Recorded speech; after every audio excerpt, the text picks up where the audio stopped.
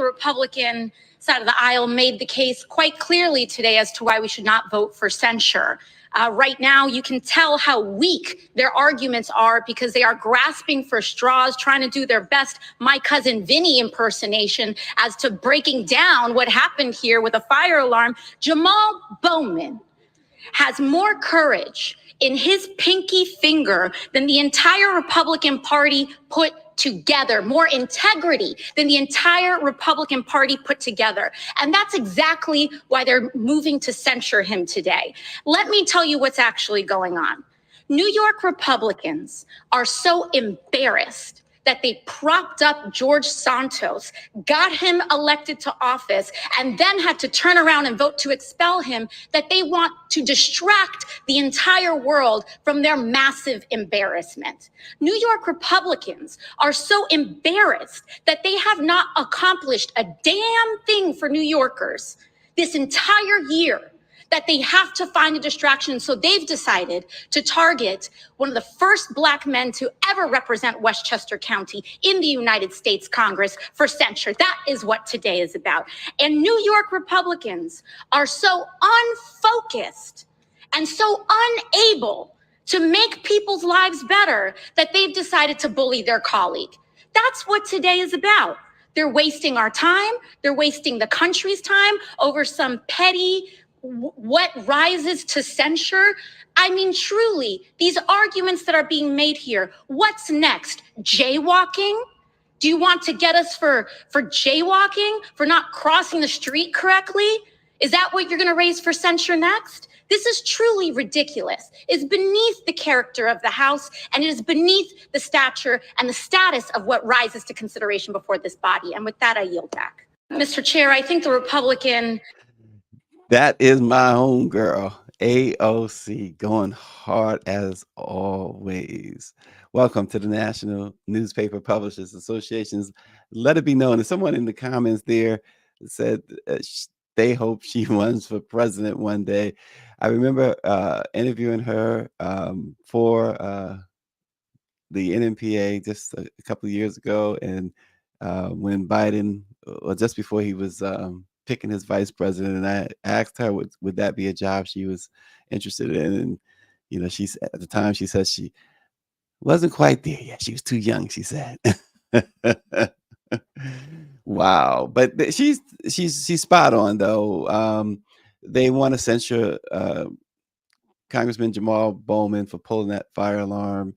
I think he paid his penalty for that, and move on. But this is not the House of Representatives that will move on. This is the MAGA House, and so they're going to move forward, and most likely Jamal Bowman will be censored. So, and like, right, Power 96, AOC said what she said, not one lie detected. Well, this morning, this to show you how disenchanted many are with the two candidates that really is, and it's really just two candidates, regardless. Some of you might have seen the Republican debate, but there are two candidates for president, right? Trump and Biden. But this to show you how disgruntled they are with the field, period. The Rock, yeah, Dwayne Johnson, can you smell what The Rock is cooking? Says he's seriously considering a run for president. It's just, again, it shows you again that Americans aren't happy with the choices that they have.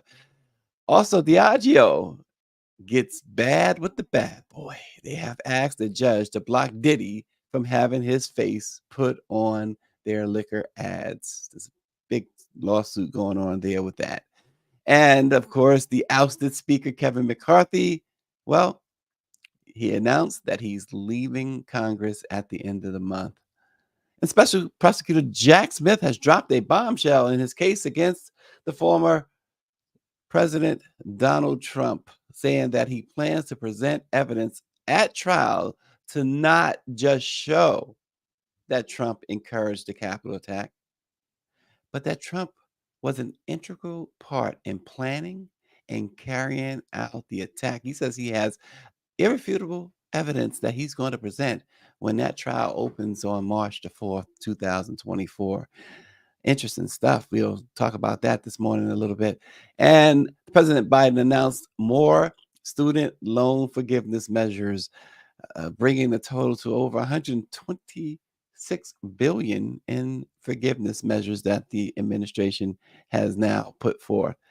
But first, we begin with Dwayne Johnson, better known as The Rock. He's teasing a 2024 presidential run. During a interview with the Today Show, The Rock spoke about his fans' wish that one day he'll run for president. Although he didn't give a definitive yes that he'll run next year, he did seem open to the possibility. He says, "Here's what I can tell you with 100% certainty and surety is that I believe in working hard, controlling the controllables, and putting in all the hard work with your own two hands and being humble, hungry, and grateful, kicking butt and always giving back." Now, about making the presidential run, he says, "That's what I can tell you." So it's not a no. It's not a no. And so this is not the first time that The Rock has brought up the prospect of running for office. And also, 2 years ago, a poll that was conducted found 46% of respondents said that they would welcome The Rock in the Oval Office. And The Rock reacted to that survey, posting the results on Instagram and writing that it was, quote, humbling to hear that his fans would support him in a presidential run. He says, "I don't think our founding fathers ever envisioned a 6'4", bald, tattooed, half black, half Samoan, tequila drinking, pickup truck driving, fanny pack wearing guy to join their club." But he says, "If it ever happens, it'll be my honor to serve you, the people." He also spoke about his interest in politics way back in 2016 in an interview with British GQ, where he says, "I'll be honest, I haven't ruled out politics. I'm not being coy when I say that, but at the moment, I am not sure. I can't deny that the thought of being governor, the thought of being president is alluring. And beyond that, it would be an opportunity to make a real impact on people's lives on a global scale." Now, in 2016, he said there were still some things that he wanted to accomplish first. And what hasn't The Rock accomplished? But again, Bobby Henry's watching. Bobby, this is all about the fact that it boils down to, I should say, not all about, but it boils down to the fact that people are just really not happy with the choices before them. And they're looking desperate for something else to hold on to. So there you go. And Austin is not a fan of this. Austin says The Rock has rocks for brains if he thinks he has even a negative 15% chance of winning the White House. And Bobby says The Rock versus Putin. I'm betting on The Rock hands down. I don't know, Bobby. Putin, he's very talented with the hands, from what I understand. Very well trained. Oh gosh. And we're gonna get to student loan debts shortly, Power 96, who's anti forgiving student loans, at least when it comes in his own household. He is anti forgiving his son of his student loans. He says he wants his son to pay back his student loans to him that he gave his son so he can take a trip to Vegas. We'll get to student loans a little bit later this morning. But first, liquor giant Diageo is getting all bad with the bad boy Puffy. They say that Diddy has become so, and this is their words, so toxic in the wake of the sexual assault lawsuits that have been filed against him. And we know just yesterday another one was filed against Diddy. They said it would be unfair for a judge to grant his request for controlling over an incoming $15 million marketing budget for De Leon tequila. In a new letter to the court and reported first by Rolling Stone, Diageo says that Puffy plans to plaster his face on new ads for the premium spirit would be, quote, devastating. They say the disturbing allegations against Mr. Combs set forth in these lawsuits underscore that any De Leon campaign featuring Mr. Combs would compound and amplify the harm that he has already caused. Wow, that is, boy, I guess all is fair in love and war. Because look, and y'all know I'm not defending Diddy, but he's not been convicted of anything yet.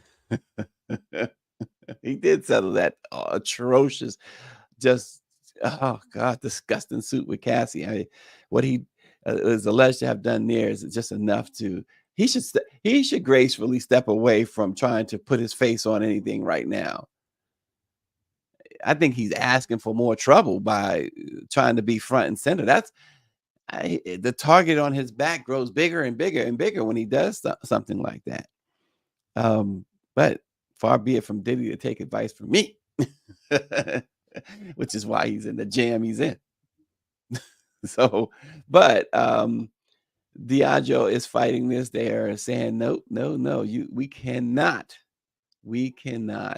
have this. We cannot have his face as the face of De Leon tequila. It's in fact the Diageo just went totally rogue in their court filing yesterday because it identifies the accusers by name, Diddy's accusers by name. They've tried to keep them, except for Cassie, under wraps. And this is the second letter they sent. The first, of course, was in response to Cassie's blockbuster lawsuit that says that Diddy raped and beat her, forced her to have sex with other men while he watched, plied her with drugs, and et cetera, sex trafficked her. Diageo went into all of that. It's like it's war, right? And they are really saying to the judge, we cannot allow Diddy's face anywhere near our products. So, and listen, let's face it, whether you are for or against him or whatever, I would imagine that even his legal team would tell him, Puffy, you might want to sit this one out. Because again, in this era that we live in, this era of Me Too and stuff like that, and again, I would be extremely transparent. I totally believe everything in Cassie's lawsuit, but this is going to further put a target on his back if he continues to fight this and insist on putting his name and face out there to try and push products. It's only going to hurt the product, and it's going to hurt him even more. I don't know. I think there's a home for Diddy that's waiting diligently for him in Bali. He's got to go cool off somewhere. Russell went and cooled off. His thing was, let me just get out of the spotlight. And that's what I'm saying about that.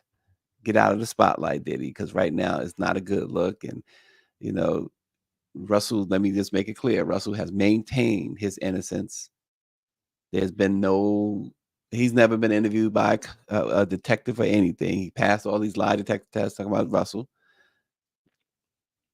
And he was not in that large group in that New York look back window that got these lawsuits filed. He knew that the best thing was to go somewhere where he can be low key and not be in these, even though he says that they're not telling the truth, Russell, that is, not be in these women's faces. I thought, and I still think, what he's done is the right thing, and Diddy needs to follow suit. And if he doesn't, he's going to be forced to. So do it on your own volition before somebody makes you have to. Power 96 says Diddy has literally messed up the church money. John will be on the clearance rack at Walmart. Take that, he says.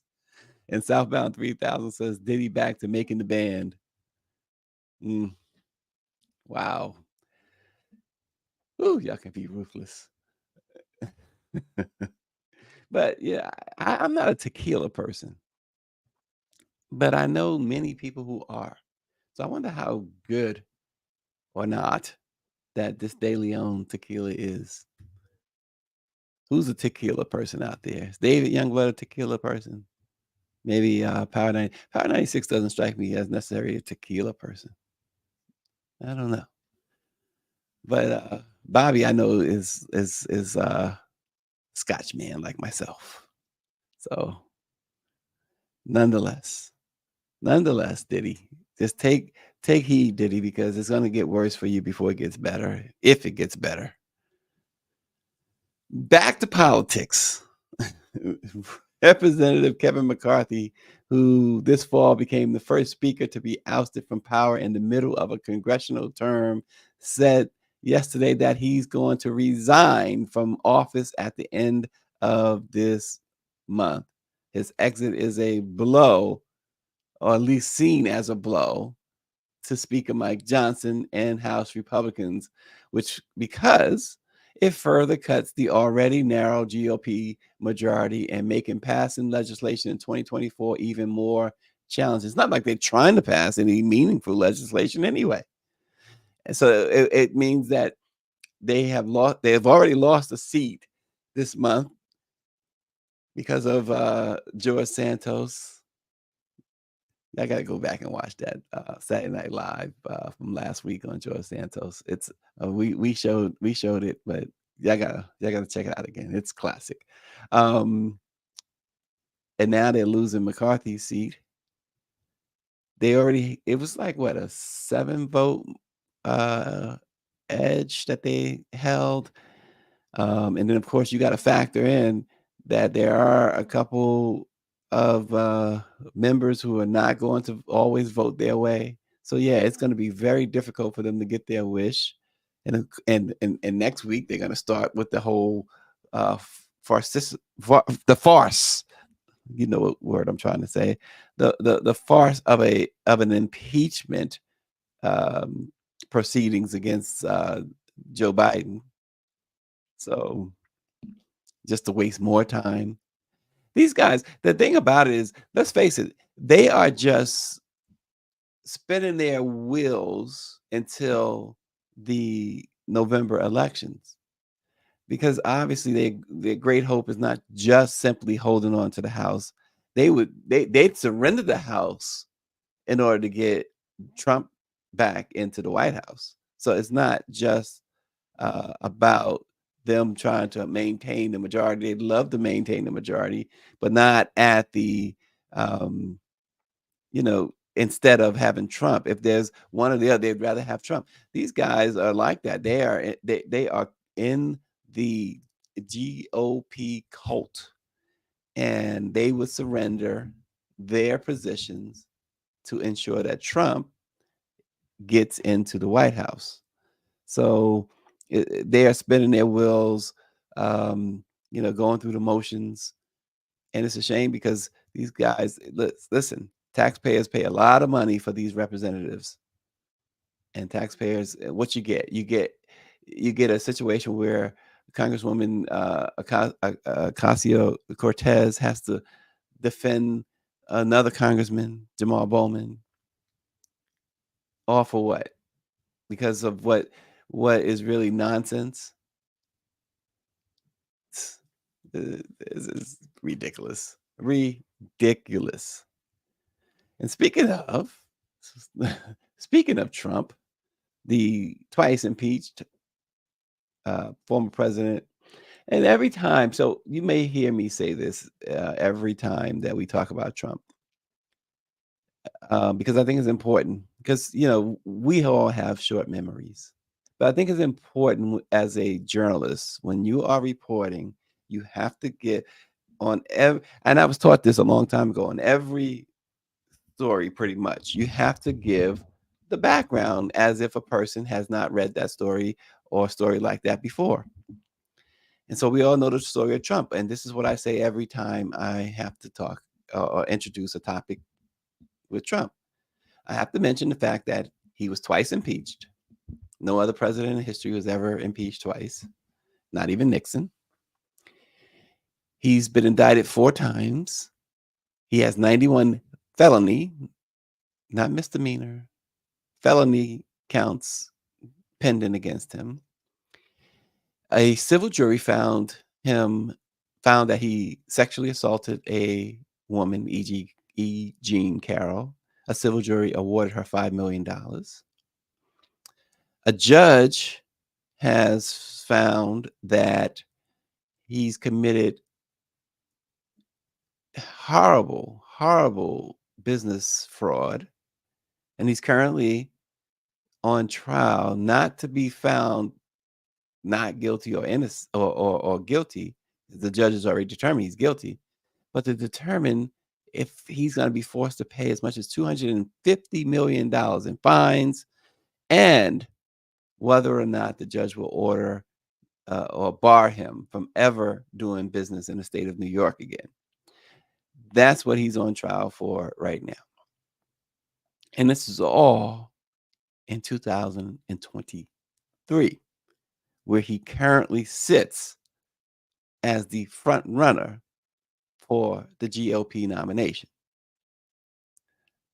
So, with that said, Special Counsel Jack Smith has dropped what many consider a bombshell filing in which he promised to introduce clear-cut evidence that Trump not only encouraged the violence on January 6th, he was not a sideline player. Jack Smith says that his knowledge of, quote, foreseeable consequences are unquestioned. His notice detailed evidence that he's going to introduce when the trial opens in March. And he's on trial there for conspiracy to defraud the United States, conspiracy to obstruct an official proceeding, obstruction of an attempt to obstruct an official proceeding, and conspiracy against rights. So the filing shows that the government plans to aggressively tie Trump to the violence and threats that follow his false election fraud claims. It begins by noting that the evidence is being offered, quote, not to show Trump's criminal propensity, but to establish his motive, his intent, his preparation, his knowledge, the absence of mistake, and common plan. Just say that one more time. I'm saying in my head to myself, even if you guys are not asking me to say it one more time. But he says the evidence is being offered not to show the defendant's criminal propensity, but to establish, and here are the key words: motive, intent, preparation, knowledge, absence of mistake. So in other words, I said some things, but I didn't know that they were going to do this. It was a mistake that I said. No, because Jack Smith says it's a common plan. He says at trial, the government will introduce evidence of this conduct, including Trump's public endorsement and encouragement of violence, and further will elicit testimony from witnesses about the threats and harassments they received after Trump targeted them in relation to the 2020 election. And if you've been paying attention, particularly, not just all year, but particularly the last few days, that last statement by the special counsel, threats and harassment they've received after Trump targeted them. Now, Trump has himself said, love and libido. Why is that up there? Trump has been, shoot, Trump has specifically said that he's targeting his political enemies, court people, court officials, including judges and prosecutors. So, and in Jack Smith's words, he's always done it.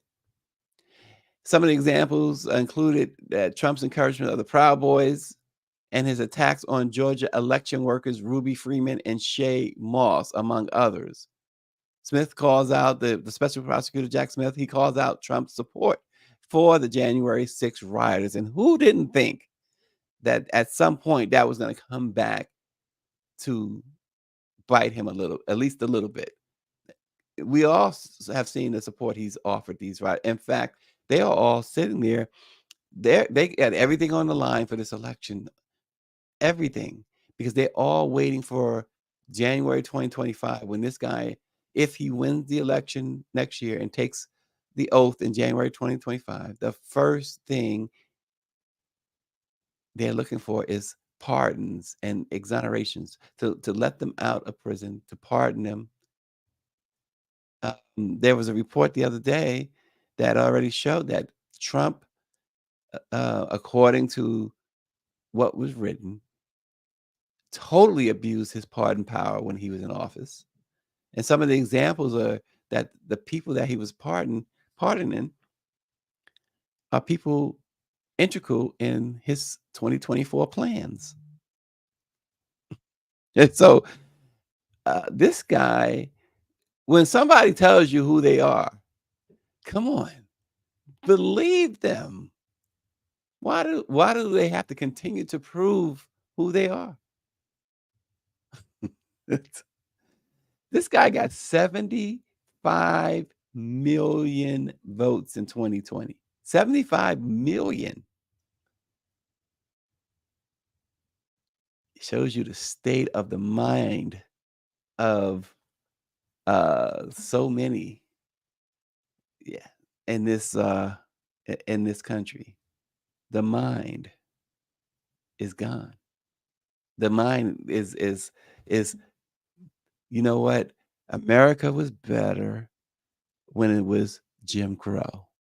America was better when y'all people were in chains. So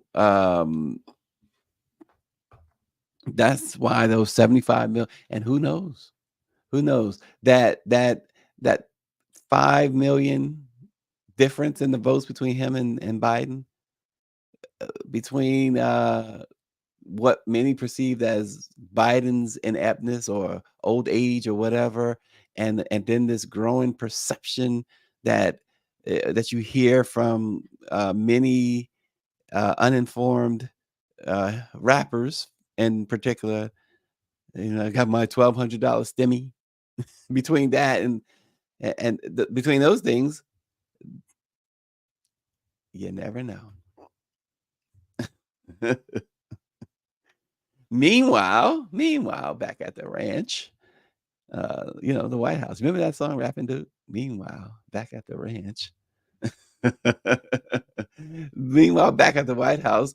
So one of the things that President Biden promised on his campaign trail was to do something about student debt. Southbound 3000 says this, by the way, I digress. He says a few black rappers have the influence to help with their followings. Well, and don't put it all on rappers. If you want to stick with music, there are folks with bigger platforms. Who has a bigger platform than Beyonce?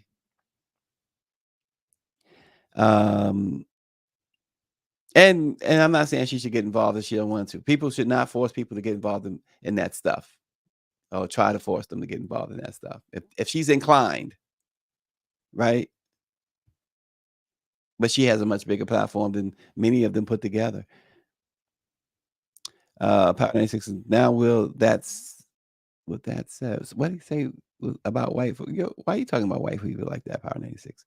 He says, white folks back. Will that set white folks back? 91 felony indictments. If he was a black man, some black people would be crying about setting the black race back. Yeah, that's yeah, that's another hmm, that's another good point. I say that too, because that's the first thing they yell out. Or many of us yell out, right? Oh God, why you gotta be black? That's to set us back. Um, South Southbound 3000 says the hottest rapper in the world, Sexy Red, gonna make sure that happens. Oh snap! I hope you're just kidding. The hottest rapper. Good night. And Power 96 says those rappers and their followers don't vote. Well, we will see. But back at the ranch, as I said, on Wednesday, the Biden administration declared that it would erase an extra $4.8 billion of 80,300 students' student loan debt. The U.S. Department of Education's adjustments to its public service loan forgiveness program and income-driven repayment plans have resulted in that alleviation, according to the administration. Miguel Cardona, the U.S. Secretary of Education, said that before President Biden took office, it was virtually impossible for eligible borrowers to access the student debt relief they rightfully earned.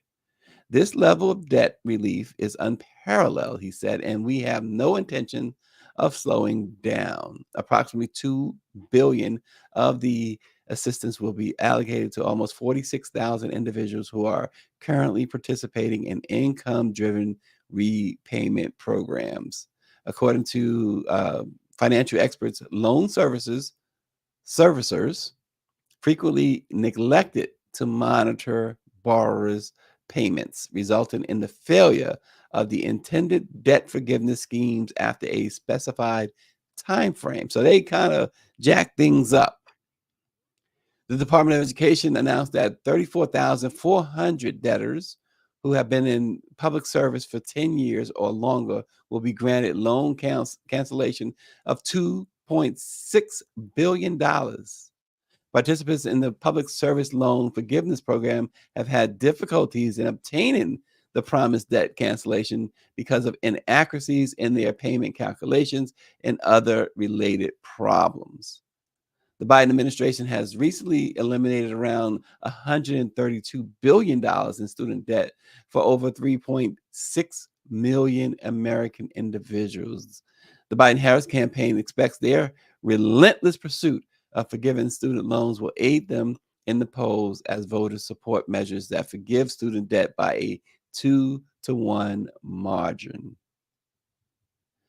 And so they are rocking and rolling with this student loan debt forgiveness.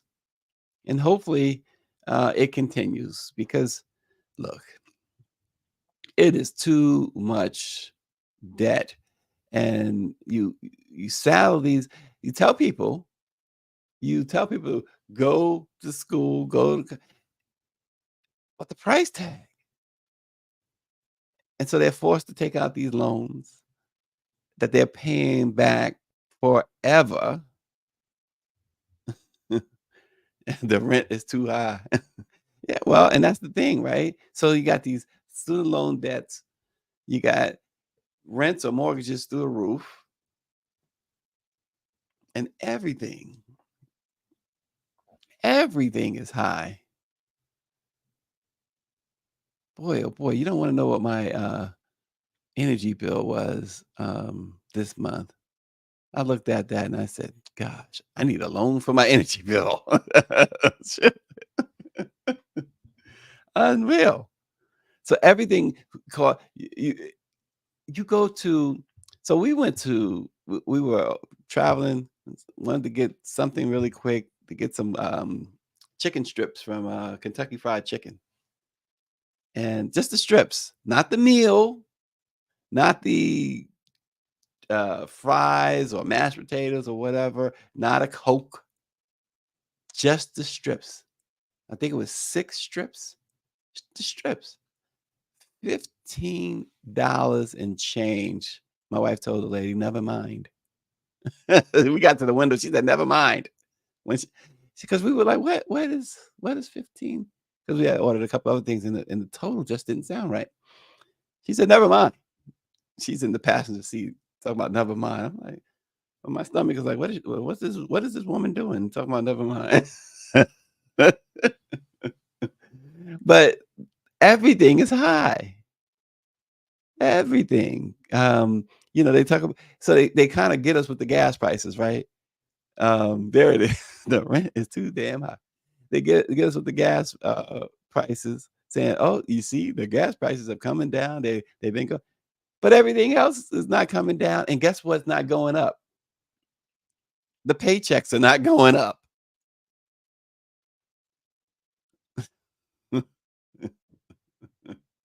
And Joni King says, yeah, that's why they don't tell you the amount at the speaker when you at the drive-through.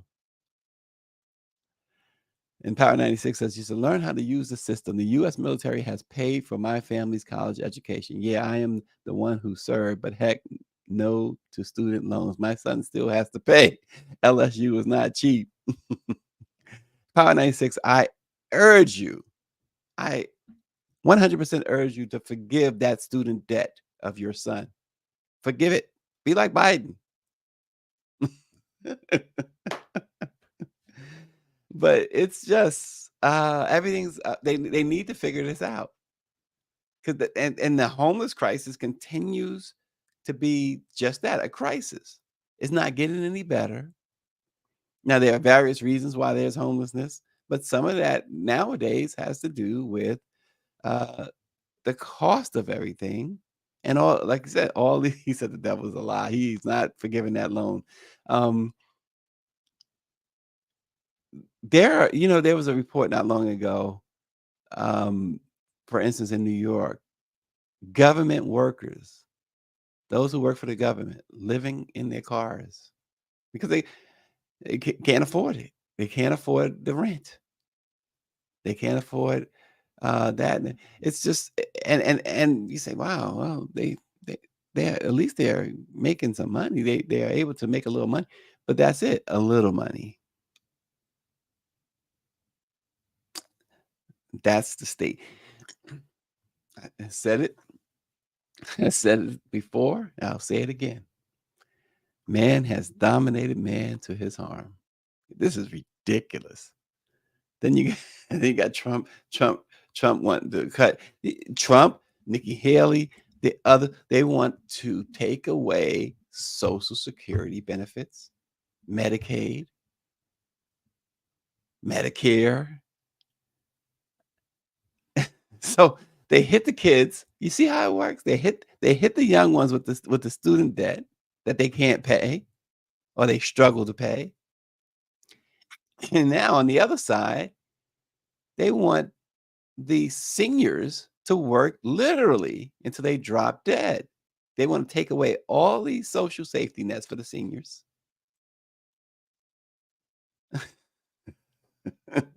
Remember Jack Nicholson in Batman, the first Batman? It says, what kind of world we live in? But he was talking about with a bat, talking about Batman takes all of his press. Well, what kind of world we live in? Does these people don't think they're gonna get old? And so there was one guy who, and this was a guy who was arguing that they should eliminate Social Security. He says he's worth $7 billion. This man, he was quoted in Forbes magazine. He says he gets, I guess he's in his 70s, and so he gets a Social Security check every month. He says, I'm worth $7 billion. He says, it shows you that the government is wasting money with Social Security because they're sending me a check. No, why don't you just say, I don't need that? Just don't take the check. Don't spend it then. Send it back. Social Security was what it means is that you earned it in your lifetime. This is what you earned. You paid into it. It's like putting your money in a bank in a way. So because you got like Power 96, 7 million under the mattress, you don't want the money that you put in the bank too. I know Power 96 wants the money that he's got tucked away in other places other than under his mattress because it's yours. This guy said, no, of course he's not going to send it back. But he says he's worth 7 billion and this is a great example of why they should end Social Security payments. What a jerk. I mean, you have to be one of the biggest hateful jerks there is to say something like that. First of all, if I'm worth 7 billion and getting a Social Security check that I earned, I'm not going to complain about it. But if I feel like, if anything, I'll just give it to every check. We'll give it to someone or some organization that needs it. But to say that you should eliminate it because of that, and this is what the quote unquote conservatives want to do. Because when you size it all up, the student debt, all the rising costs where most people, I don't care if you're making 6 figures, you can't afford it. And then you want to eliminate retirement benefits and Medicaid and Medicare and Social Security, etc. You know what? What they're telling you is that, and they want a dictator in office. What they're telling you is that we want to turn this thing back 400 years. We want that system back because you have nowhere to go. Nothing. You got nothing. So now you got to depend on massa. That's what they want. Come on, let's be real. Call it what it is. They expect the black press to speak, quote unquote, truth to power. Where else? What? Anybody can give me a different explanation? I'm all ears. And Southbound 3000 says the color tide is changing. They don't want us to get ours, and that is very true. But I think it goes even beyond that. I think you're right, but I think I'm more right in my assessment and watching how things have gone over the past few years. This is what they're aiming for. It's exactly what they're aiming for. And that's the bottom line. So watch your back. Watch your back. Well, it is Thursday. That means tomorrow's Friday. So we look forward to closing things out, closing the week out, hopefully with some good news. But you know how you're going to find out the good news that we might have? Is to tune in. So we hope to see you tomorrow. Tune in and find out what good news we can end the week with. Thanks for watching, everybody. We'll see you then.